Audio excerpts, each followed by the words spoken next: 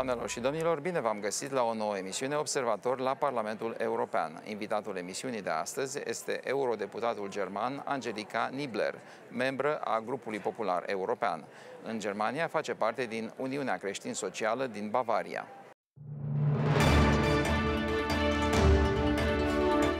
Mrs. Deputy, you are a PhD in law, you have studied in Germany and Switzerland. What made you get into politics? Well, actually, colleagues from my national parliament asked me as to whether I would be interested in becoming an MEP. The party asked me for that, and I have always been fascinated about the European project. So Europe was my heart from the very beginning. And when I had the chance to become a candidate for my party CSU in Germany, in Bavaria, then I said, yes, this is a good chance, let's try it. How many mandates do you have? Well, it's my fifth term, actually. Fifth? Oh, wow, yeah, wow. So you are a survivor. Yes, not survivor, but well, I'm an experienced member of European Parliament, that's right. I want to ask you a few questions about your activity. Yeah.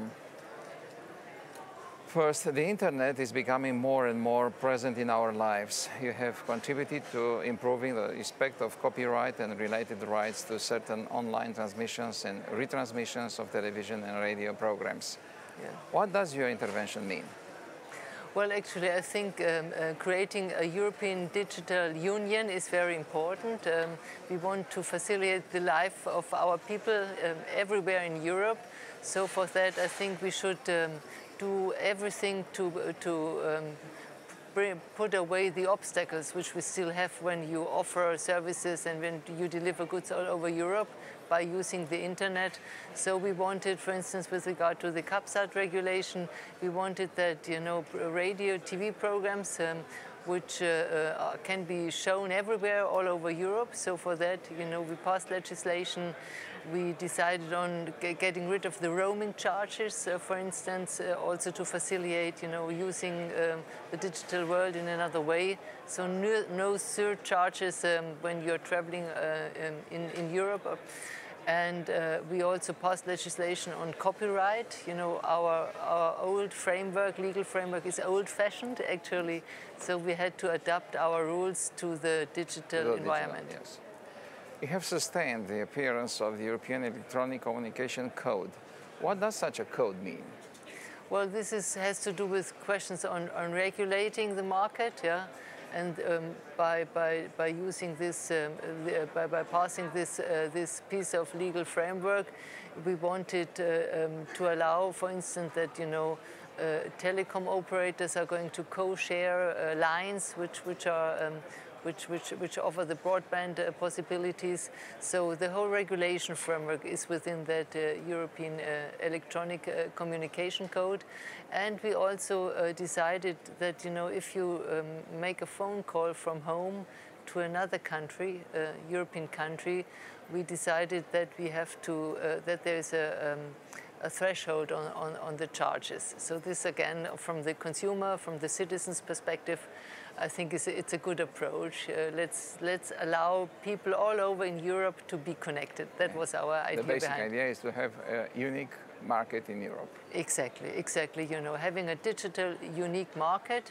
And as we learned that there are a lot of obstacles, that the market is still fragmented in national markets, we thought, you know, by passing this legislation, we help, you know, to allow the consumer to ask to get the broad range of services and products which are offered all over Europe.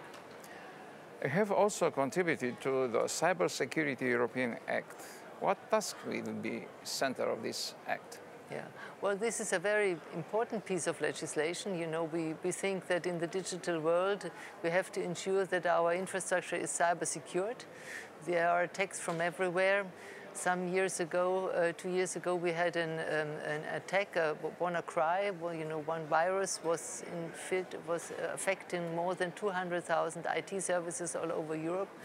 And with the Cybersecurity Act, we now create the legal framework for having better secured protection for our infrastructure. Yeah. And it will be a center, a unique center in Europe? for cybersecurity? Yeah, good questions. We think it's important to have strong national cybersecurity units, agencies in every member state. And we have some countries in which we have already strong cybersecurity units, but in others we have to ensure that the structure is built. And I think the cooperation should be improved. So they are not cooperating in a way we think it's efficient. So for that, I think it's important to have this cybersecurity Act passed.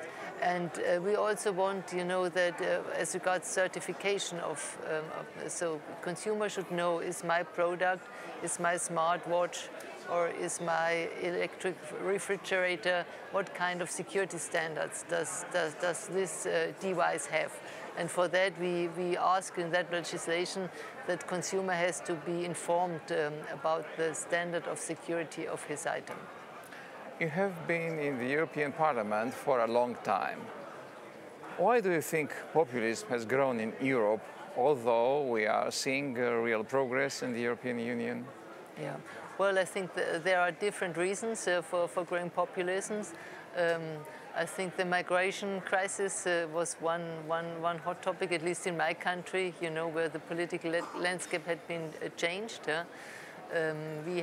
People expected that Europe is delivering answers, but we had not been prepared, for such a crisis.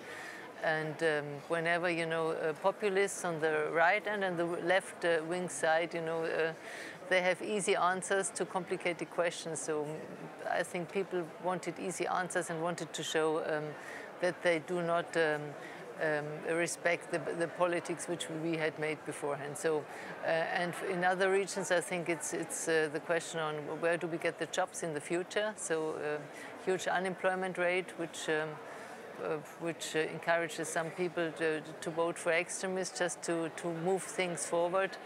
And as regards our European policy, I think what we did also in the future, in last years, we intervene too much in national competences. But you mentioned immigrants. Right. Do you see a clear solution for that problem? Well, we are working on that. So what we did actually with the help of Romania and other countries, we strengthened our external borders, which I think is very important. We have to control who is coming in and who is not coming into the Schengen area, into the European Union member countries. And we also, we are closely working now in order to support the African countries. And I think as regards our common asylum policy, a lot of proposals have been made by the Commission. We adopted all the legislation in Parliament, but we are still waiting for the member states to agree on the terms. So I think we need a common asylum policy in Europe. That is what we have not yet delivered, what we have to continue in this term. You mentioned Romania, but Romania is not a member of Schengen. Correct. So the natural question is, when will be Romania a member of Schengen? Well, honestly, I can't answer, but you're right. The question is always on the table, yeah. And the European Commission is carefully examining as to whether the criteria for entering the Schengen area are met or not. And I think as soon as the criteria are met, Romania can also become member of the Schengen area, but it's not the case for the time being. Romania could be, but it isn't.